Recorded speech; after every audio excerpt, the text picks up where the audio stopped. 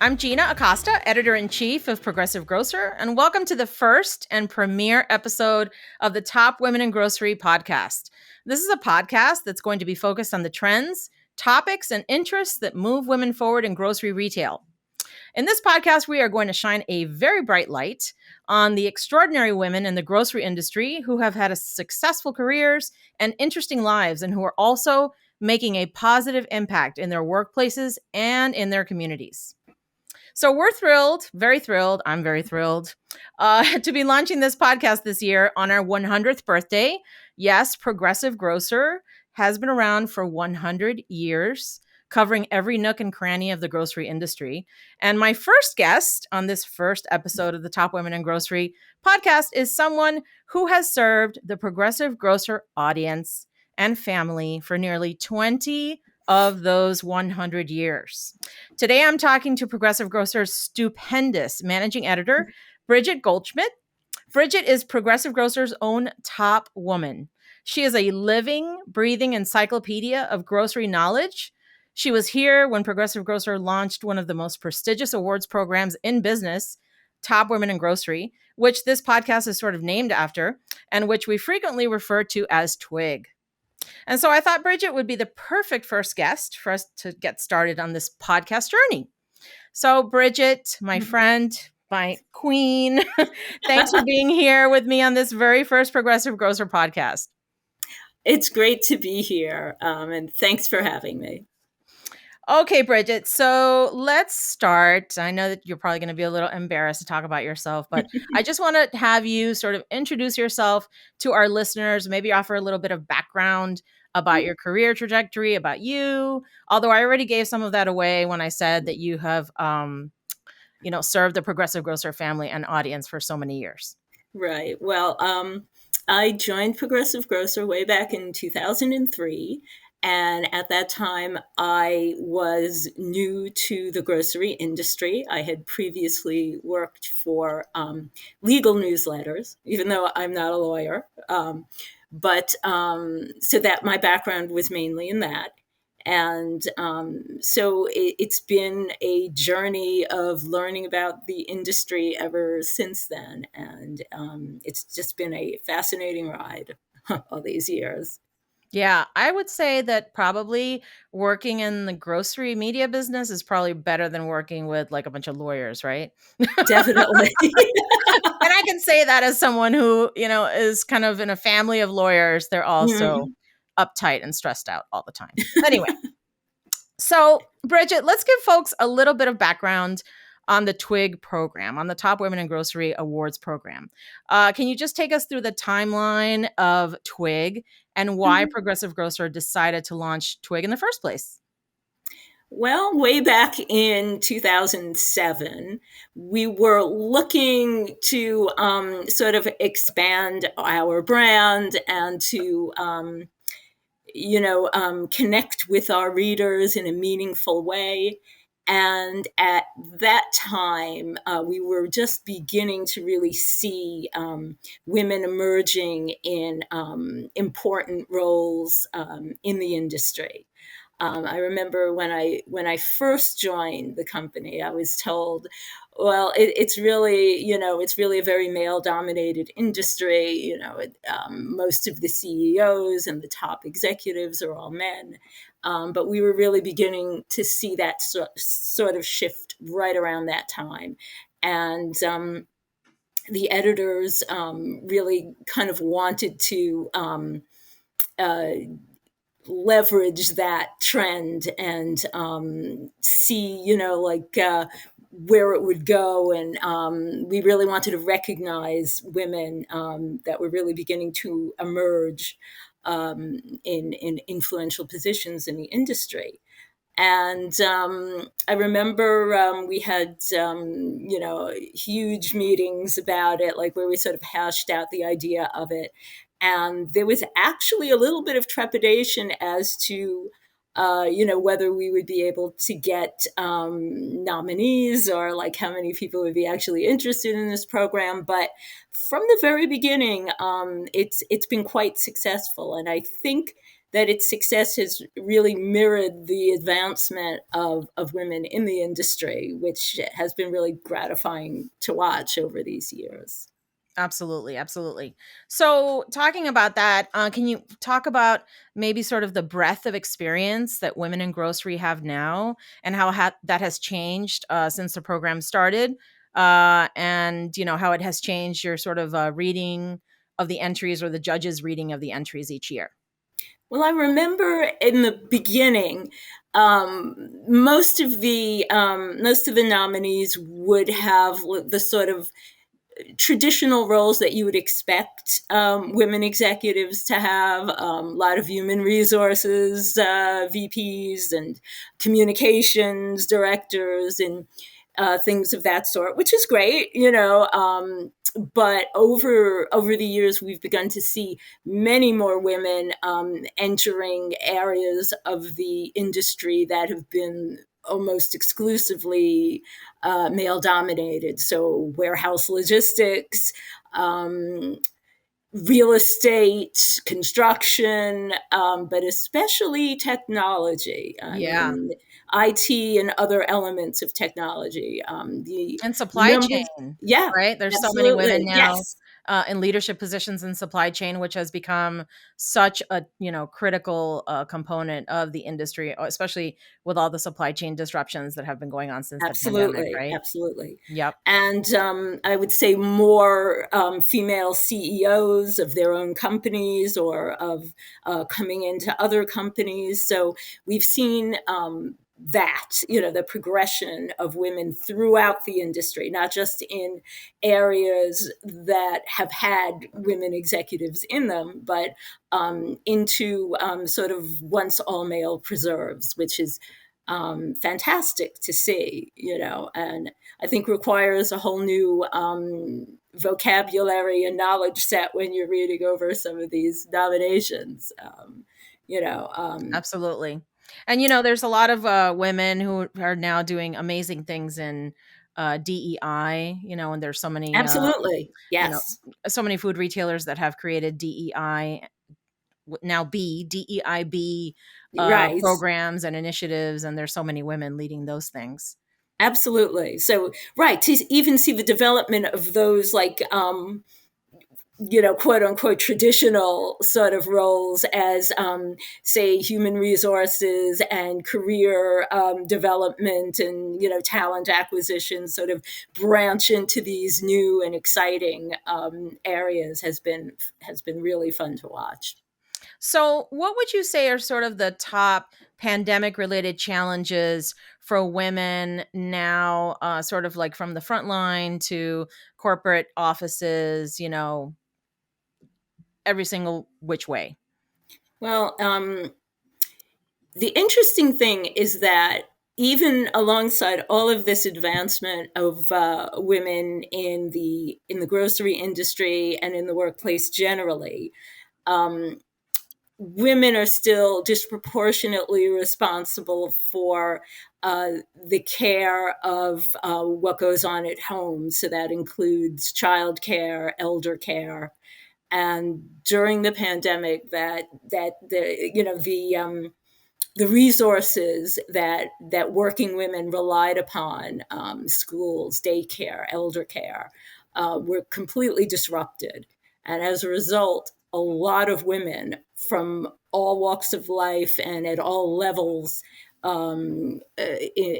professionally, really had to like reassess their work schedules. A lot of people ended up leaving the workplace altogether.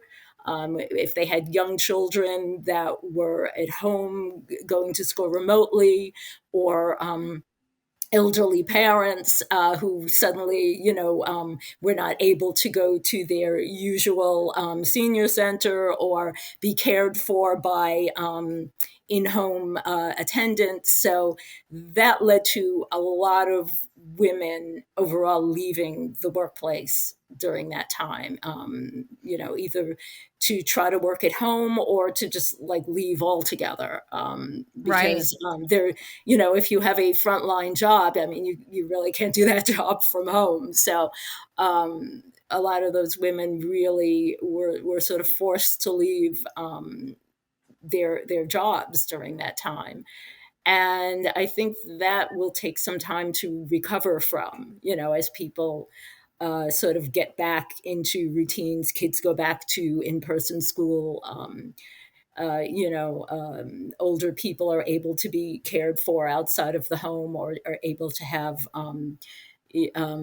attendants come into the home again.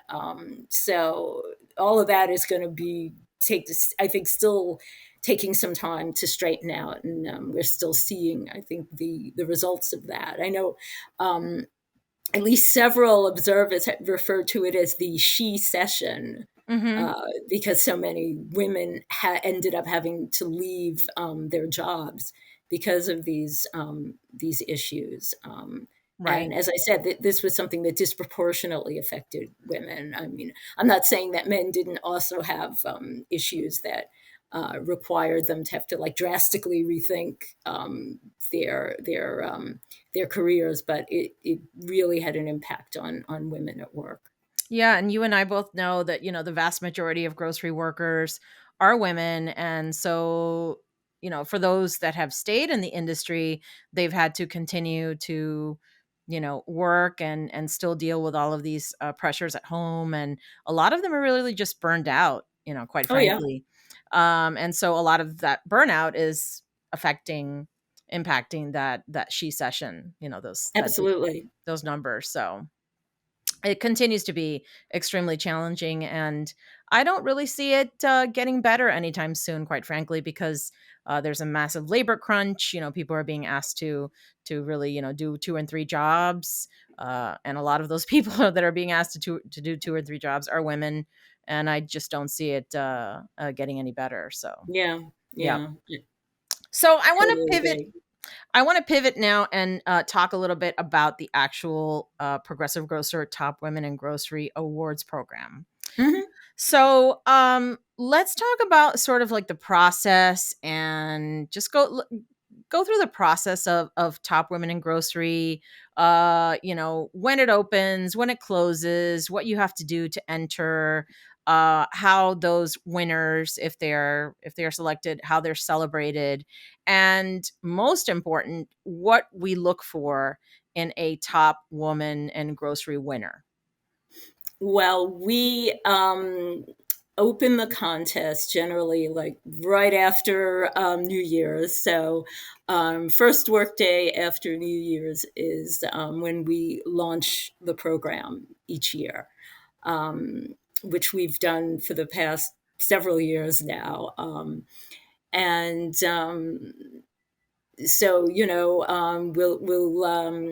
we'll feature it in our online and in our newsletter, and we normally will start getting a steady flow of nominations through we have an online portal by which people can enter their nominations, and we include instructions on how to do that successfully, how to get your and how to fill out your nomination form and how to send it in. And we're available to help if there's any issue with that. And And we do help. so, We do help yes, many yes, people. yes, we do, we do. We answer And so, questions. exactly, answer any questions, and there are always questions, but we try to shepherd people through the process, try to make it as painless as possible. But it really works best to have it done in that way, because then each nomination is recorded and can be pulled up, and there's much less chance that something will fall through the cracks or get lost or anything like that. So we really appreciate that particular system that we have. So the contest usually closes around mid-March, a date in mid-March. And right before then is when what we sort of jokingly called the deluge happens, where we will just get the flood of entries comes in about the week or so before the contest ends is when it really picks up. I mean, we will have steadily been getting in nominations all this time, but that's when it's crunch time, when we get the most nominations. And so that happens, and then the contest closes, and then the begins the process of going through all of the nominations and the judging process. We have a team of judges, from our editorial staff that looks over the nominations and determines, who the honorees are going to be, and it's quite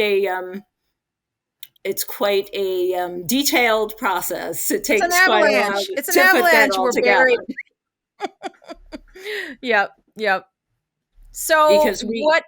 Go ahead. we're literally talking about hundreds of nominations, so it's not a slow, it's not a quick process. It takes quite a while. So what do we look for? Can you tell our listeners what we're looking for in a top woman? Yes. Well, one of the main things that we look for to begin with is we look for concrete achievements by the top women, concrete professional achievements during the time period that we have established, which is usually from the past year to like right before the contest closed.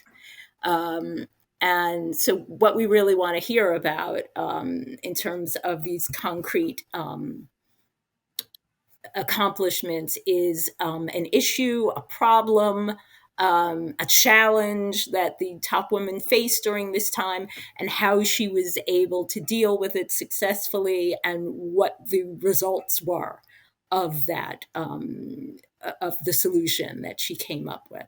And I was, reminded of that advice that almost all aspiring writers get at one point or another, which is show, don't tell. Right.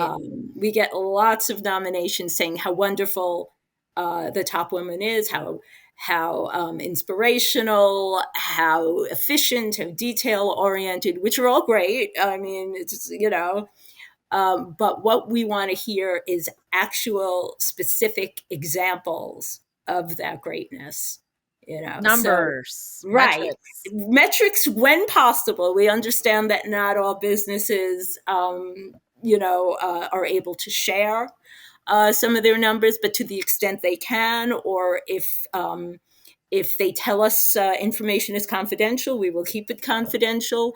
But we do need sort of benchmarks by which we can judge the success of a program or a system, or some kind of endeavor that the top woman has embarked on, so that we can make a determination. So that is definitely something that we look for, like really concrete examples of achievements that the top woman has for the time period that we're looking at.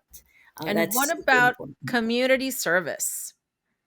Yes. Now, I know from reading many of these nominations over the years that some nominators are inclined to skip that part. I guess their feeling is that they just want to concentrate on the professional achievements on the job.